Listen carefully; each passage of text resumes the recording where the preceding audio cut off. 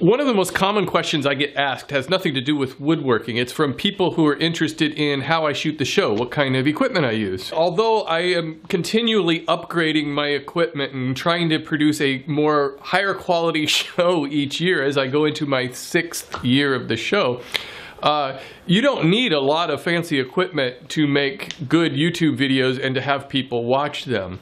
The key to getting people to watch YouTube videos has less to do with the equipment you use and more to do with the actual quality of the content. Over 24 hours of video is uploaded to YouTube every minute of the day. So that's a lot of competition, and it's a lot of reasons for people to click away from your video. The first couple years I shot videos for YouTube, I used this. This is a Sony CyberShot camera, and I don't know, it's a great little camera. The quality on it isn't anywhere near as good as the Canon that I'm using now, but it did a pretty good job, and I got a lot of views, and I still get a lot of views from the videos that I made with just this camera. For the past couple years, I've been using this. This is a Canon Fs 300 camcorder. It's got the little flip out screen there.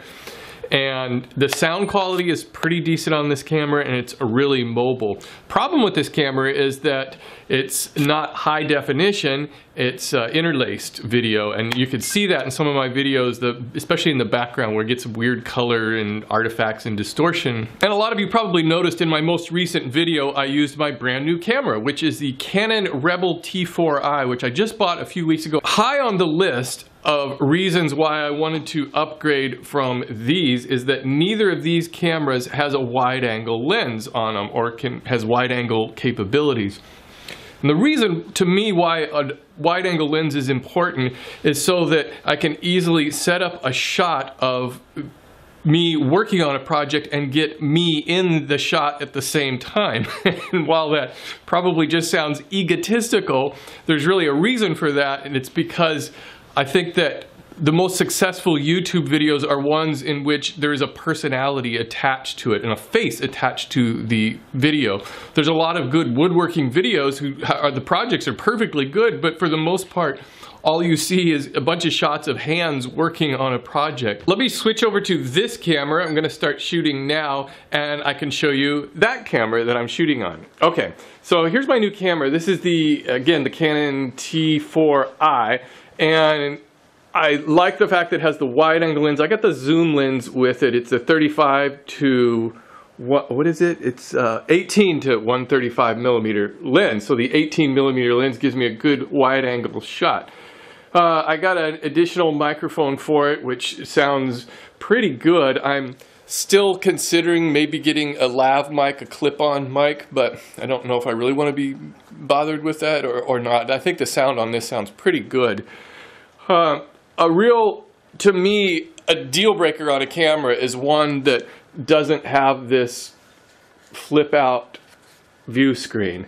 Because if you're shooting video by yourself, there's just no way of composing a shot effectively without using a flip out screen. And here's another tip. If you're going to be shooting video and using a flip out screen like that, make sure that when you're talking to your camera, look into the lens, not over here. Let me show you what that looks like. You'll see the difference on it. Okay, I'm going to switch to the other camera.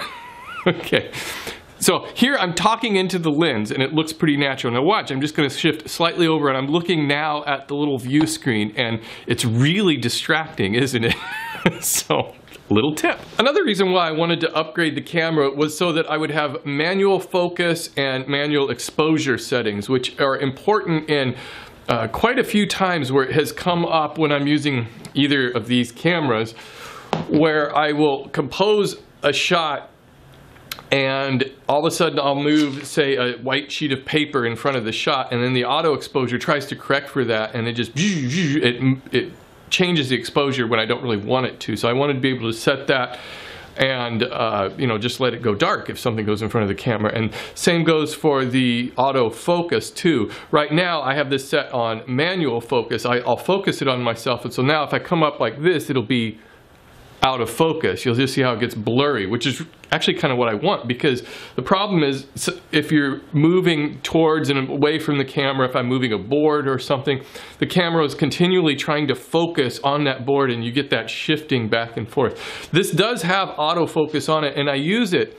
for shots that I know that I'm not going to be moving back and forth. But even on my most recent video, you can see that there's parts where the camera will try to focus, so I gotta be aware of that while I'm shooting. And lastly, I just wanted to have a good still camera, an SLR camera, because I went to school for photography. Believe it or not, I have a degree in commercial photography, even though you wouldn't believe it from a lot of my videos. But it's been a long time since I've had an SLR camera, because I kind of got out of the craft, and I've been using this camera for everything for shooting. It takes pretty decent cameras, that Sony CyberShot.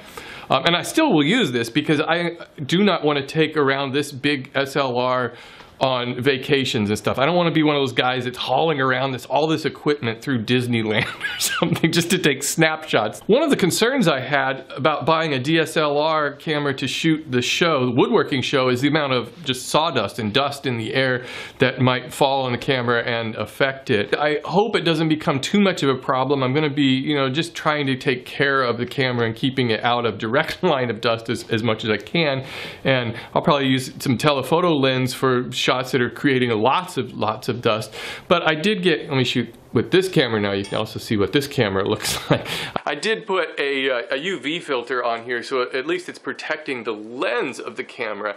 I think that one of the problems could be that dust would get onto the zoom mechanism inside and cause it to, I don't know, freeze up or something like that. But we'll see how it goes. I don't think it's going to be too much of a problem as long as I'm careful with it. But ultimately, I just really wanted a high-def camera. I wanted to just kind of take the show up a notch and have it look more professional. And with the Canon, I can get that 1080p high definition video on it, even though my computer doesn't seem to be able to handle the 1080p video. It seems to keep crashing. I don't know if that's because of my software, the computer, or what. So that'll be the next thing I have to look into. So right now I'm downsizing I'm shooting it on 1080p, which looks incredible when you see that.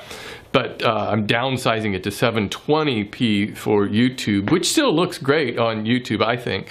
I still need to work out some issues with color balance and that sort of thing, but it's an ongoing, evolving process. And again, I'm coming into my 6th year of doing this show, and every year I have tried to add something new to improve the quality of the show. One of the main things that I added last year, 2 years ago, to the show, which really takes it up, and I think it's the main thing that separates a professional looking video from a really amateur looking video, is lighting. Let me show you a typical setup that I've been using for the past couple years using this camera, my camcorder. First of all, my garage door, I almost always leave it open. I'm lucky I live in a place where it doesn't get really that cold, or we don't get snow or anything, so I can pretty much leave it open when I'm shooting. And that, you know, lets in a lot of light to fill up the area. Here's a typical shot that I might be doing. I've got it set up. Let me back up here so you can see it. So I've got 3 lights, and right over here would be, say, a project that I'm working on. I would typically set up the camera over here on this side to shoot whatever I have. I've got, this is a boom light here that shines directly down on what I'm shooting, and then I've got a light over here which can light the side. Now in my shop there's a lot of really black holes, so to speak, so I've got a 3rd light over here, and sometimes I'll shine it on the thing I'm working on depending on how the light's hitting it. But a lot of times what I've been doing is I've been shining it in the background so that it just doesn't get too dark back there. These are studio lights. Let me turn it on so you can see.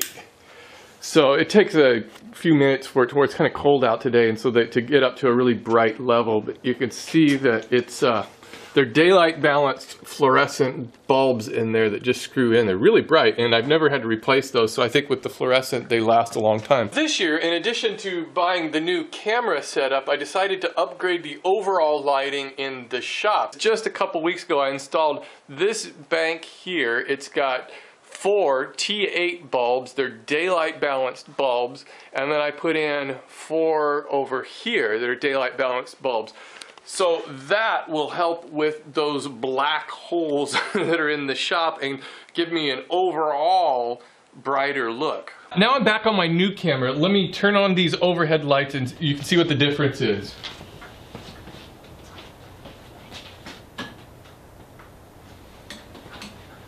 So it makes a big difference. I'm probably still going to use these, especially to light up my face, because with light coming just straight down, I could get dark shadows under in my eye sockets and that sort of thing. I'll probably still use these, but I'm going to get away with using those overhead lights a lot. I still want to install 2 more of those to make it just super bright. The software I use to edit my videos is Sony Vegas Movie Studio HD. I have version 9.0. It's a relatively inexpensive movie editor. I think it costs around $50 or so.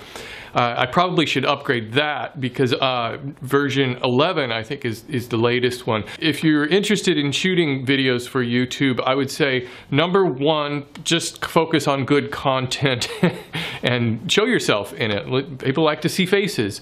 The second most important thing, I think, is lighting. Having good lighting is something that I realized early on is what separates a professional looking video from a really amateurish looking video. And then you can start to worry about the actual photo equipment you use and all of that. But mostly, it's all about content.